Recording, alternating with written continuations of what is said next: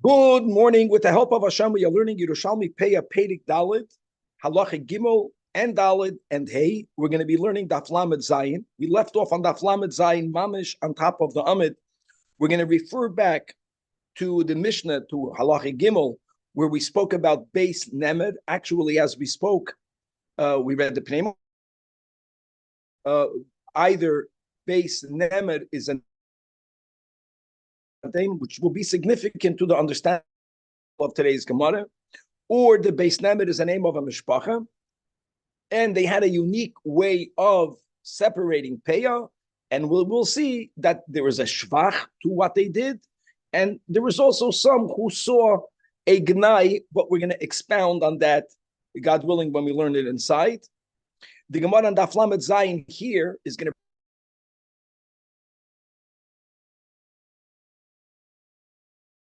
Peah must lechatchila be left at the end of the harvest. Now, Chevra, I know that in our edition on Daf Yud Amid Beis, if you remember, on Daf Yud Aleph Amid Beis, we had a Mishnah. The Gemara went through the various shitos of the Tanoim. We're going to bring it up when we learn the Daf. In other words, to say that it b'di'evet must be left at the end, and if you left it batchila or be'emtza, no, we learned the Mishnah about. But certainly, lechatchila, it must be left at the end. And when we some of the reasons, all of them have today here on Daf Lamed Zayin, that will conclude Halacha Gimel. Halacha Daled, the next Mishnah, is going to speak about a goy who harvests a field, and after he does the harvesting, he is megayed. And the nekuda will be is that you're only chayiv to leave peah if you were chayiv during the time of the chiyuv. If bisman hachiyuv, which is bisman ktsira, where the Torah says lo yisachala,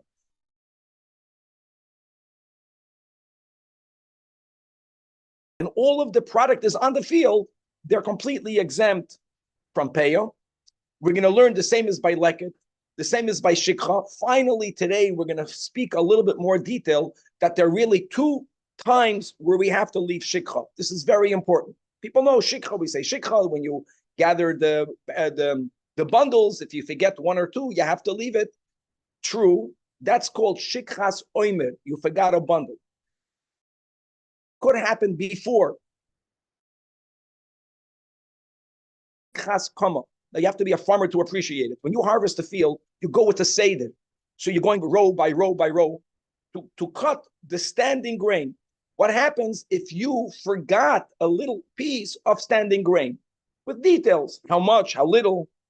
But the concept is there, that if you overlooked, you went further, you did not cut some of the kama, you may not turn back. Shikchas kama, shikchas oimer, that nuance will be extremely important in this Mishnah of the Nachrish and his Gayir, as we'll see. And in the next halacha, in halacha hey, the Mishnah is going to go from there into the same concept, but by Trumas or Maises. Same concept that if during this converted, they have all the produce right now, they no longer will be chayiv. Will be that we know that if the Beis HaMikdash owns product, owns produce, they are not chayiv in separating Trumas or Maises. If the owner redeemed it, another person redeemed it, it goes back biyad hediyat. Same idea that if during the time of the chiyuv there was an exemption, even though later it's now owned by biyad hediyat, by ayid, but not hegdish, it will no longer be chayiv. There's many details to every step that we said, but this is Daf Lamed Zayin, and let us start, Chevra, on Daf Lamed Zayin. Says the Gemara, referring back to the Mishnah, quoting the whole line, shall base nemer, either name of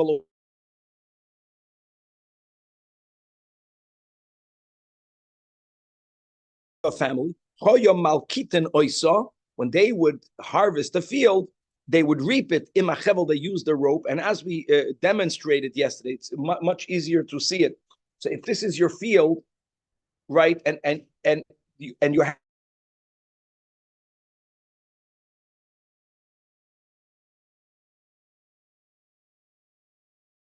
there's a rule that you're supposed to leave payah at the end. That's what we mentioned. The end, if I'm starting here and I'm going down, if whoever can watch this, okay.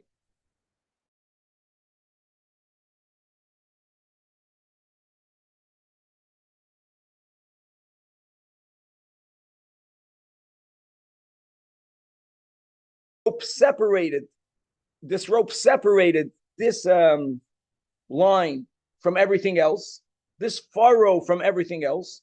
So it's considered to be a field for itself. So when they came to the end of this furrow, they left payah. And then they did the same thing with the second, and the same thing with the third. Uman means a row. In other words, and it says the Gemara, we just spoke it out, that Tani, we learned in the Braisa, that you should know that maskirin oisam lignai, that we mentioned, we remembered the Beis Nemer. There is some sort of not good behavior that they had. We'll see in a moment what it is. And also, it's not a stira. Maskirin oisam l'shvach. And I think that's another big klal in life. Not either or. That all of us, some things were good, some things where we have to get good. We're not good yet. Maskirin oisam lignai. They ended up only giving 100th. 100 is 1%. The 60th is 1.66%. Not because I'm a big math quiz, because we broke our heads. We figured that out a while ago. Now, they could have left. Just because they did it every row by itself, that's not why they left 100ths. They could have left more. Something else. Now, let's go with what we learned yesterday, that Beis Nemer is Shem Makayim, and Beis Nimra is Me'ever LaYarden. Me'ever LaYarden biblically is exempt from payah. It wasn't that they were cheap. They held betos that wherever you only chayiv payah midrabanan, you don't have to leave a 60th. They wanted to do the right thing, but that's not right, because even where payah is only midrabanan, you have to leave the same shiur of at least a 60th. And which is really what the Mishnah speaks out. And as we said yesterday, look inside the top Maharaful.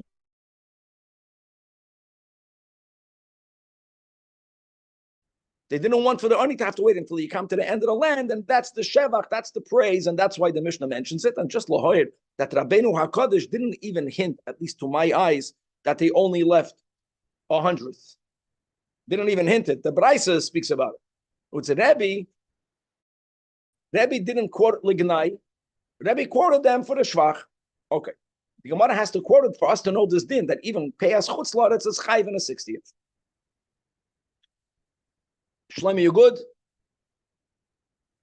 Not so good. You keep freezing comfortably. Yeah. Every 2 minutes you freeze for a few seconds. Yeah, it's been rough this morning. I'm sorry, guys. I have another machine. I didn't bring it today because the other machine wasn't even working that well. I'll bring it back tomorrow. Okay, weiter. Says the Gemara, Tani b'shem Rab Shimon. This is a Braisa, and it's important to quote Rab Shimon. And I'll say it right now. Rab Shimon is doirish Talmud Dekra. Rabbi Yehuda, loy dorshin and Talmud Dekra. Let me tell you what that means before we learn the Gemara. When the Torah gives a mitzvah saseh, a mitzvah loy saseh, like the Rambam writes, part of the mitzvah of learning Torah is to make an effort to understand what we could, what's behind it. Everyone does that. But Rab Shimon takes this all the way to the end. Rab Shimon, the Tana, he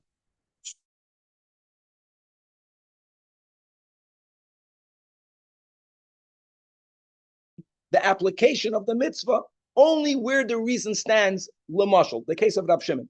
The Torah says if you lent money to a widow, don't take from her a guarantee. That's the pasuk. Says Rab Shimon, I'll tell you why. Because when someone is poor, the Torah says, B'chlal, when you take the mattress, you have to give it back to them at night. If you take a working utensil, you have to give it back to them during the day. So imagine there's a widow, and the man who did a favor, he lent her money, but now he has her bed. He's going to go every night. He's going to go. He's going to come. He's going to go. People are going to chayshin on that there's something wrong happening. Therefore, says Rab Shimon, if she's wealthy, and she has an extra mattress, what you take, you won't have to return. You can take. That's called Dorshin and Tamad Kro. No, it's not that we know why the Torah says it. Because he allows himself to know the reason, he therefore can actually say, this mitzvah is only in this case, not in that case. That's a big thing. Now, we don't paskin like Rab Shimon. I'm saying that because I'm going to go back to the Mishnah on Daf Yud Amud Beis, and you're going to see why all of this is Rab Shimon. Rab Shimon gives over here various reasons. 5 reasons. You know what the biggest irony is? The 5th reason is a pasuk. You would think if Hashem says to do something, write that first, and then write the other reasons. No. Rab Shimon is writing 4 reasons for the pasuk. And the nafkemina will be the Mishnah Daf Yud Amud Beis. Will be gaval. So there you, for 5 reasons, you have to leave at the end. And again, guys, there's no end. It's how you do it. If I'm going like this, the end will be here. If I'm going like this, the end will be here. Right? And not every field is square. The end, when you come to the end of the harvest. Number 1, we're going to use the words, then the Braisa himself, Rab Shimon will explain every word. Gezel aniyim, because of the theft of the poor. We'll see, not mamish theft. We'll see what that means. Number 2, bitul aniyim. We'll see Machlokes Rashi, Rambam, and bitul aniyim. Everyone is gavaldik. Number 3 is because of the Ramoim, because of cheaters. Number 4, because of Maras Ayin. Number 5, Mishum Shu'amra Torah Lo Yisechala Pa'asotcham. And every single one we're going to unpackage. So let's go. What's Gezel Aniyim? Ketzad? Sholiyira Odem Es Hashop Penuya. Then the Balabas will wait until where there's no Aniyim hanging around. Why would it not hang around? Then I'll tell you why. If they know Peah is left at the end, I want you to know, when people look at, I'm a farmer, if I'm farming the field, they can approximate when I'll get to the end. The aniyim will be near my field. If I would be allowed to leave Peah from here, from wherever I want, no one would know when I would do it. That would give me the opportunity to tell this kroivoi mida'atoi we learned before the Lashon. Here the word is kroivoi ani. Now, by the way, why is that called gezel? I want to make it. That's not gezel. I just want to say there's no gzela here. It's tantamount for this poor.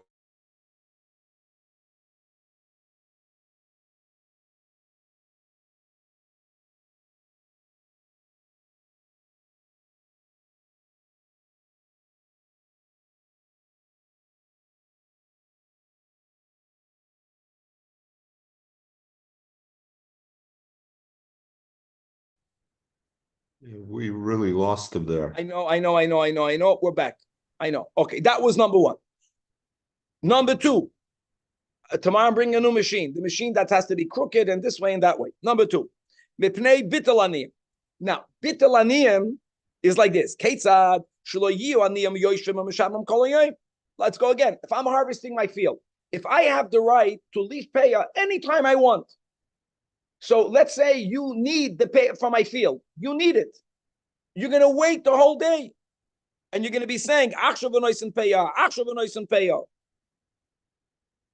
Now that I have to leave it at the end, like we mentioned, if I'm watching you harvest the field, I can approximate more or less when you'll come to the end because you do it with Taseder. Every row takes an hour. There's 3 more rows, 3 hours.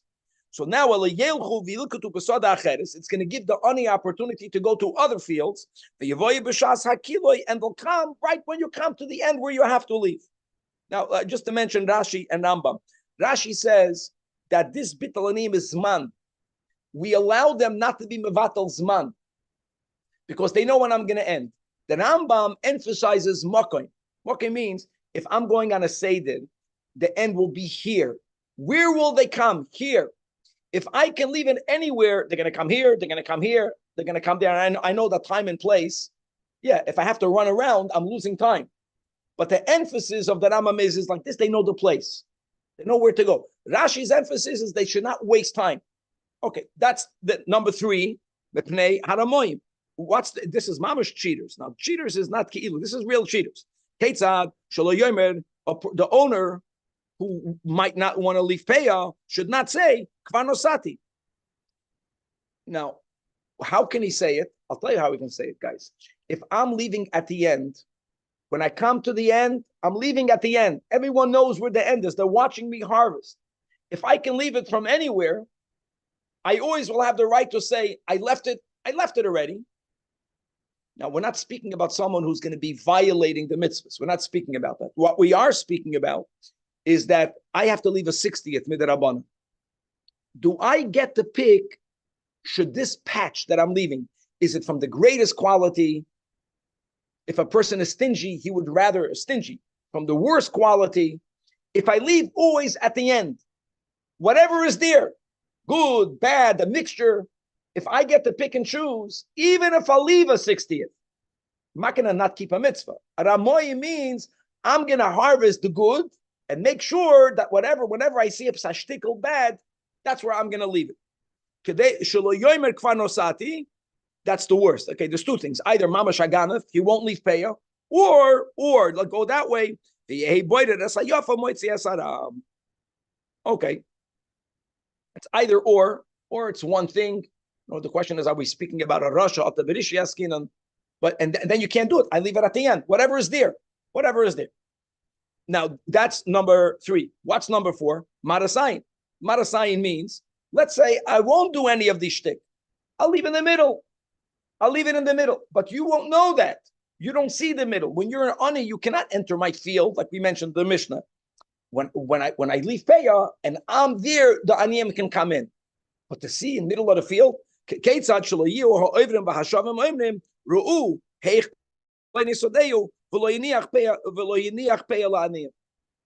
now, another clarification, and we quoted this many times.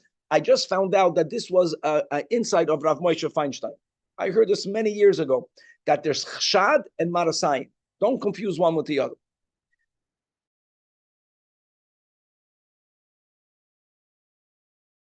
Chashad means I'll suspect you're violating. You should not behave in a way when you look at me and you think that I'm violating something.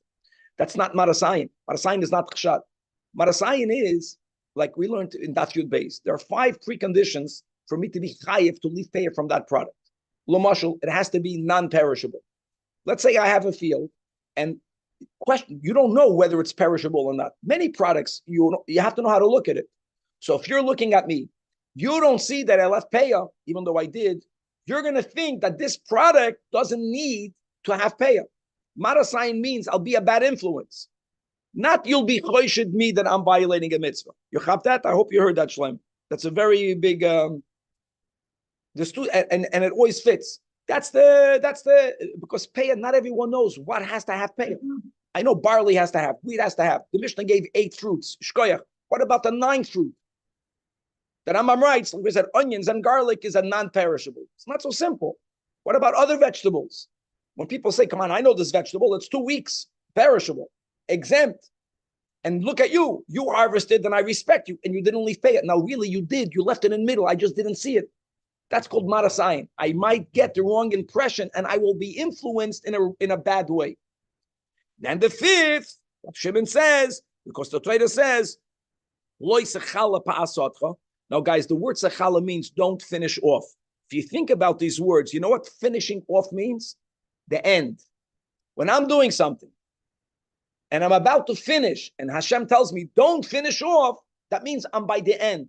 If I'm in the middle, the words don't finish off. That's the type of, doesn't fit. And like we mentioned before, l'chura, if you have a befedish pasuk, you want to give reasons. First quote the pasuk, then give the reasons. You give 4 reasons and then the pasuk. So go back to Daf Yud Amud Beis. Take a look. Take a look on Daf Yud Aleph. The Mishnah says over there that what happens if a person leaves in middle. If he leaves in middle, he leaves in the beginning. So Rab Shimon says that ubulvat sheyiten b'soif kashir. These are the words of Rab Shimon. Rab Shimon holds, chavre, that if you're left in the middle, you have to leave at the end. But let's say I left in the middle. Let's say my field has a total of, the 60th would be a total of 10 pounds. That would be a 60th. I did half, and then I left payah. 5 pounds. Rab Shimon says If I do the other half and I only leave 5 pounds at the end, Kishir, the Gemara says at the end, Hamishtayer, you were yoitz. And the question is, if the Torah says, which means don't finish off, which means the Torah is saying, leave it at the end, Rab Shimon should have said, if that's the way he teaches, which you have to leave all 10 pounds at the end. The Torah says, leave it at the end. So the Chachamim are just giving a shear to what the Torah says. Why would the Chachamim allow you, as long as you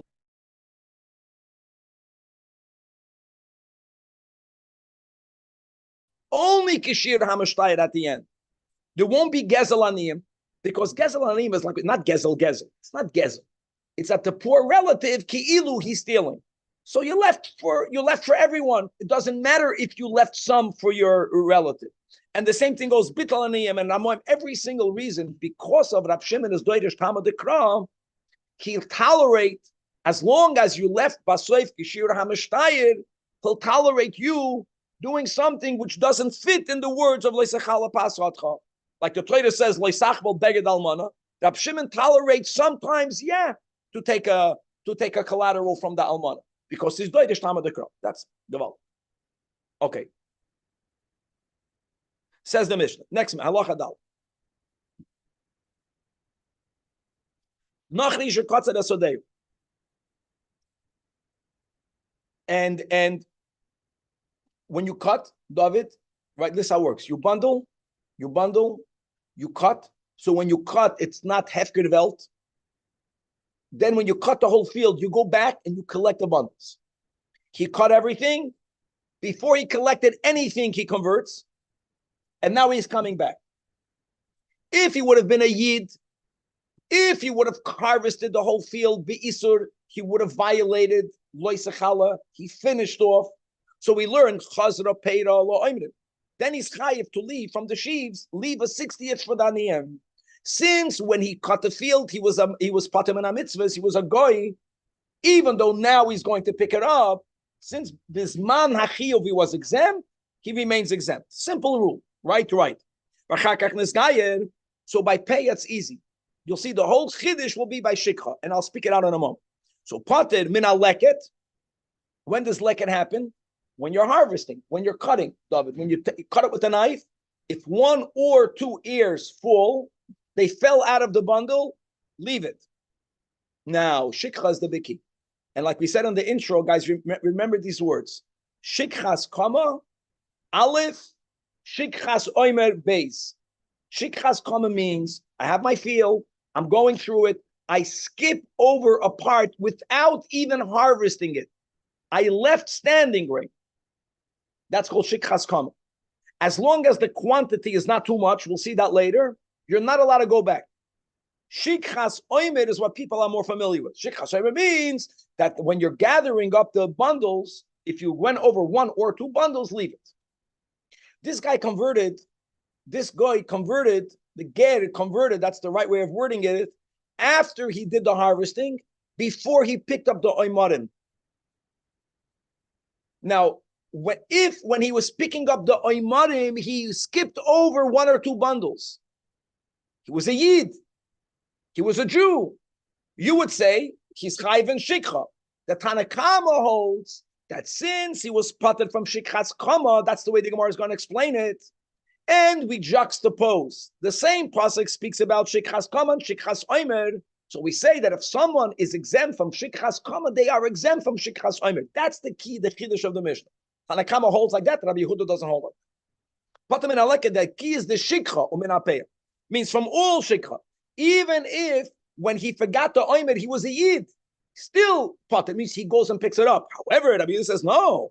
Rabbi Yehuda is machayv v'shikha, and obviously Rabbi Yehuda is not speaking about shikchas kama. Rabbi Yehuda is speaking about shikchas oimer, she'ena shikcha elo b'shaso imur, and b'shaso imur, which means when you go back to pick up all the bundles, this nachri was already a yid. So says the Gemara, hold on, Rabbi Yehuda makes a lot of sense. If he's chayiv, shikcha is when you pick up the bundles, when you pick up the oimers, right? Danny b'shas ha'imur, he was a yid. Yeah, guys need coffee. So fragt the Gemara, Yos Omar Rabbi Yehuda, my Talmud Rabbana. So answers the Gemara that Rabbi Yosi b'shem Rabbi Chizkiah and Rabbi Yehuda b'shem Shmuel. And here they quote a pasuk, my friends, from Parshas Ki Seitze, and the pasuk reads Ki Sikzoir Kitzircha Basada, V'Shachachta Oimer Basada Lo Yisashuv Lekachta. That's the pasuk of Shikha. So when it says V'Shachachta Oimer, clear, that's called Shikchas Oimer. That's what people always think. I always thought Shikchas Oimer, right before we learned Tanamam, that's Shikha, you forgot the bundle. No, if you forgot the standing grain, that's another type of Shikha. When it says V'Shachachta Oimer Shikchas Oimer, but the word basad is extra. Why? Because it says ki siksa ksircha bisotcha. The pasuk already says when you are cutting your harvest bisotcha. It could have says v'shachachta oimet. Why does it say basad? So, Chazal say that shikchas kama. So first of all, we have 2 points where it's shayach the mitzvah of shikha. Now that we have these 2 and they're juxtaposed one near the other, the Chachamim hold, we say, yesh l'shikchas kama, yesh l'shikchas oimarim, and ein l'shikchas kama, who is that? That's a ger, that's a nachli prior to the giyur, because when he was doing the cutting of the kama, he was not a mechuyev mitzvahs. Ein l'shikchas amarim, mamash gavaldik. Now let's go further. What happens if you have a yid and a goy that are shutvim b'kama? And obviously, they reap the field, Danny, before dividing the produce. It means when the chiyuv of peah kicked in, which is when you're harvesting, it was a partnership. That the goy is pater, of course. Let's say it's 50-50 partnership. Okay? Just to make it clear. Even if there would be a chiyuv, how much peah would you have to leave from the total? 1/120th. No, because the goy's half is a pater. I'm saying even if. The question is, are you even chayiv in that? That's the question. Okay.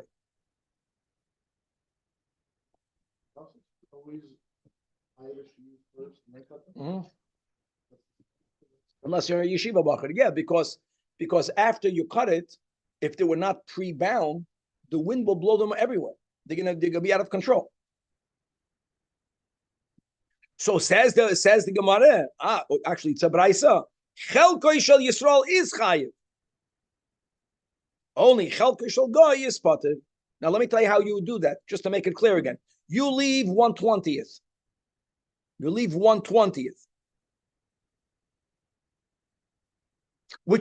You leave 1/20th of the whole field. Not only that, when the goy and the yid divide, you can't say from what remains, each one should get 50-50. That's stealing from the goy. The Jewish chelek has to be 1/60th less than the chelek of the goy. Should be fair. In other words, the Jew is the one that's chayiv, and who gets the mitzvah. So it's left from the chelek of the yid. So that's what will happen. You leave from the total field 1/20th. I'm saying something simple. Whoever is thinking it didn't have coffee, pasha. But then when you make the chalukah of the grain between the Jew and the goy, each one walks away with their profit, whatever, with their everything. It's not 50-50. Just the goy will end up in that division with 1/60th more than the Jew. The Jew used his 1/60th for the mitzvah. I'm not saying no chiddush. The chiddush is that the fact that they have to leave it to begin with. We might have said, since we learned in the Mishnah that a goy is exempt, maybe they were partners. Maybe partnership means at kedei kach, that since a goy owes a chelik in everything, maybe the whole thing would be exempt. That's the chiddush. Now, says the Gemara, no. First of all, this was a brayse. Make it clear. If not, it wouldn't work. Rab Chizkiya b'shem Rabbi Yirmiyah. This is the last words b'machloikes. Now, I want to say, guys, you have to help up. If you look inside the Mara, you'll just see why people used to have a hard time learning Yerushalmi. If you look inside the Mara folder, the Mara's folder says this word b'machloikes is a mistake. He says it's a mistake. I want to just read it. Nira, the zekoi amasnisim the basi. This word b'machloikes is referring to the next mission that we did not yet learn, and I'm going to speak it out when we learn the next Mishnah. What's the next Mishnah? Higdish kama upada oimarim pturim. So, that's what it means. I cannot explain it before we learn the next Mishnah. And the Mara folder says, V'nitvas kambetos. Why did he say that? Because what machlokes? They don't fit. However, look inside the Pnei Moshe. The machloikes love divrei hamaschali. Elo b'machloikes yishanuya kidigor Hasham. It's not the beginning. The word b'machloikes is not a statement on the new Mishnah. No, not like the Marafulda. He found the Pnei Moshe, he found the Braisa. What did he find? Look inside the first white line under the Gemara. Rabbi Shmuel Leimer. That what? Yisrael va'akum shehoyu shutfim bakama is completely patem in apeya. It's very nice. You found the Braisa. Rabbi Chizkiah says, yeah, I found another Braisa. This is very big. This is a machlekes on how you look at a partnership. Another detail. First of all, he's pater. Why is he pater? Because he owns a part in everything. So on that itself, you have to hold on a second. What happens if you want to go your partners? You have to know the bylaws. What happens if everything is ready? If one of the partners say, I want to harvest my half. I know we're still partners, but I want to harvest it right now. You have a partnership in today's words, and one partner says, I want to go on the bank account. I'm making today a withdrawal of 10 grand. If the other partner can stop, can say, no, I protest, it means that they both own everything mamash. If one person has the right, even though they're partners, then we'll make a cheshbon later. Right now, I don't need your permission legally, not menschlichkeit. I can make a withdrawal without your permission. This will meet the nafkamina. Even Rabbi Shmuel says that a Yid and a Goy are completely exempt when bisman sho'akom memach, when the Goy can tell the Jew, I don't let you harvest. That means the Goy has a certain balabatishkeit over everything, even though it belongs to the Jew also. Huh? Not because of percent, because if the Goy can stop the Jew from harvesting, no, it's the agreement that the type of partnership that they made. The type of partnership that they made. Not about a 50-50. Absolutely not. It's about memacha. Now, you're saying something logical. It would make sense that in normal partnerships, if one person gave less money, if one person is less, he should not have the right. I know by stocks, but you have even by stocks, you have sometimes people are a minority holder, but they set it up in a way where they have the balabatishkeit. Balabatishkeit means, in this case, can I harvest it without your consent? I cannot keep it. If I'm a ganef, part of it is yours, but can I harvest it? The Goy cannot stop, then even Rabbi Shmuel will agree chayiv b'peya. Chayiv b'peya means, like we said, 1/60, not everything. The whole zman Yisrael reitzel liktzoy chelkoi v'ha'akum moiche b'yodei at sheyikseru chelkoi. You get that so gavaldik. Then it's not called ketzircha. That's a very good way of understanding partnerships, just to have a clarity. In other words, we learn this, when you have a partnership, does everyone own half? Or does everyone own everything? That's the classic yeshiva, two ways of looking at a partnership. Here we're learning something simpler and more important. How are you to define that? If everyone owns half, I just don't know which half, then I would always have the right to harvest half without your permission. If the bylaws were set up in a way where I am not allowed to touch one ear, I can garnish done without your permission, I don't care if I own 50%, if I own 1%, if I own 99%, it could be that way. The Goy, if that was a partnership. Consent, then each one is considered to be owning everything. This can be mine and this can be mine and yours, not half and half. Each one owns everything. If each one owns everything, then the ownership of the Goy exempts everything from payer. Beautiful.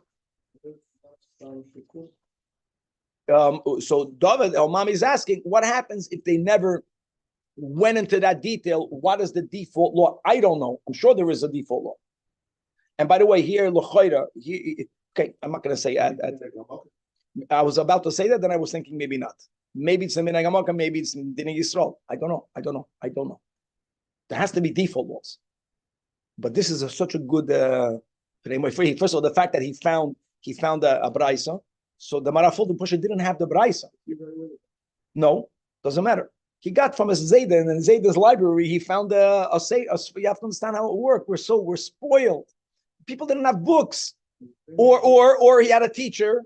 They knew things by heart. We knew people that knew things by heart. There was a Yid, Rabbi Hirschsprung.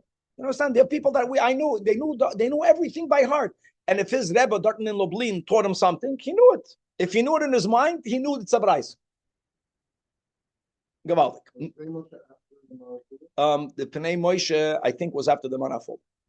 Now, the art scroll wrote in the intro very good the years of when they lived, when they were born, when they passed away. Just if you want to check out that up. Now, guys, remember that the Maraful that said B'machloikis goes on halacha. He turned to the Flamet Zayin Amabez. We have time. It's such an easy Gemara.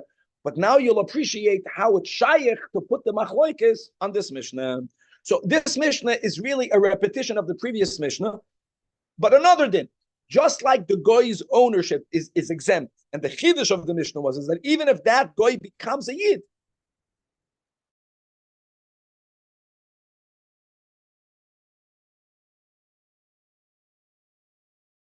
Mikdash owns a field, and the gizbar the worker on behalf of the Beis Hamikdash does the harvesting. At that time, there is no obligation of leaving payah. Payah is an obligation on a non-consecrated ownership. It can be one, it can be two. We said it doesn't have to be one, but it has to be biyad hedyet or biyad hedyotis. What happens if it was redeemed after it was harvested? It remains exempt. But on the other hand, like if when it grew, it was biyad nachim, and he converted before harvesting, you'll be chayiv. Same thing with hegdish. Just because it belonged to hegdish, even when everything was ready for harvest, doesn't make it exempt. What was it bisman the harvest? Higdish kama, but you were poided when it was still a kama. So it's chayiv. We don't say, there was a zman that if you would have harvested it, then you would have been exempt. It remains exempt. No, if the zman of the katzid, it belonged to hedyet, chayiv. The same thing. If amarim apad amarim, what happened was like this. I owned the field, hedyet, and I harvested it, and I did not leave payah. Then I was magdish everything.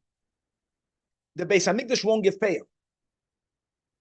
But if I redeem it, I have to give it.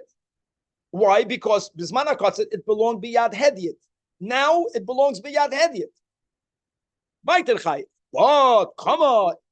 But let's hear. But if I was magdish it when it was a comma, and the Beis Hamikdash's worker did the harvesting, that means bisman hakotzer, it was exempt, even though right afterwards, upada oimarim tura shebeshas chayvasa hoysa petura.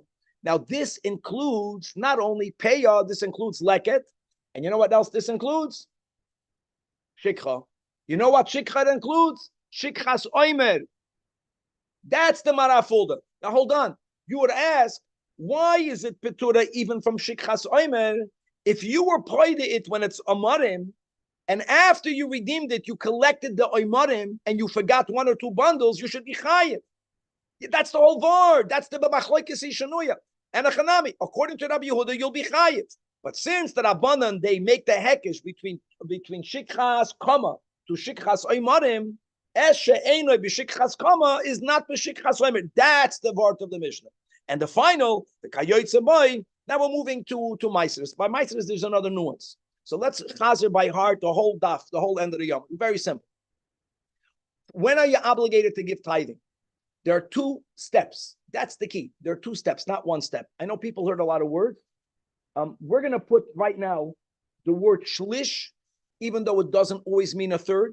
Shlish by tvua is when, even though you should leave it to grow into full maturity, if you harvest grains when they are only a shlish, it's edible. Prior to that, it's not even edible. So the first step of oinas hamasros is when something is edible. By tfu, it's a shlish. Don't confuse it, because by other products, the Rambam is perfect. Here in the Braisa, sometimes you see shlish. Sometimes you're not going to see shlish, because it's not always a third. By other products, by other fruits, I don't know if it's a third. Okay, but it's the concept of edible. Now, what happens now? Prior to it being edible, even midrabanan, I can have a su'udas keva. It's not edible, I'm going to eat it. Once something reaches a shlish, and I harvested it, I can eat it. I can take it off the tree and snack it. But to make a su'udas keva, midrabanan is awesome. Number one. Number two, once you properly harvest it, and gemar malacha, either meruach, if you're selling it, because you're selling it from your field, or re'iyas penei habayis, doesn't matter to know what this means right now. finished product. Now you're chayiv midoiraisa, and midrabanan, you cannot even have achilas arai. You can't even snack on it. Okay, that's the two steps.